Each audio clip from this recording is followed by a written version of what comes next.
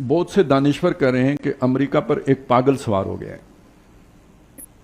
البتہ اس کو میں یوں کہوں گا کہ ایک دفعہ ایک بات پڑھی تھی، بہت پہلے کی بات ہے، تورات کے حوالے سے یہ بات آئی ہے کہ ایک وحشی درندہ ہوگا جو تباہی، وہی فساد اور تباہی ہو جہاں سے میں نے بات شروع کی تھی. درندہ، وحشی، بیسٹ کے الفاظ ہیں اس کے، وہ ہوگا اور اس کے اوپر ایک فاحشہ سوار ہوگی. اب فاحشہ کا مطلب آپ وہ بھی لے سکتے ہیں جو عام طور پر جیسے طوائف ہوتی ہے، لیکن فاحشہ کا مطلب یہ جس کا کوئی اصول نہ ہو، جس کا کوئی ضابطہ نہ ہو، جس کے کوئی اخلاق نہ ہو، جس کے یعنی جس کی آنکھ میں شرم نہ ہو. اب یہ والی جو میں نے ڈیفینیشن کی ہے تو اب وہ ہے تو مذکر، لیکن کیا یہ ساری باتیں اس پر پوری آتی ہیں، راس آتی ہیں؟ نہیں ہے.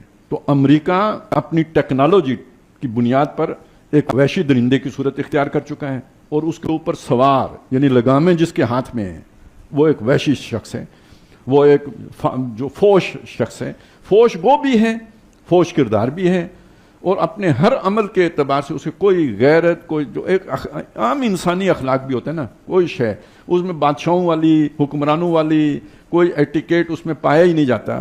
وہ ایک لفنگوں والے سارے ایٹیکیٹس اس میں پائے جاتے ہیں. یہ دنیا ہے جس میں ہم رہ رہے ہیں، یہ دنیا کا بادشاہ ہے جس کی میں نے نقشہ آپ کے سامنے پیش کیا ہے.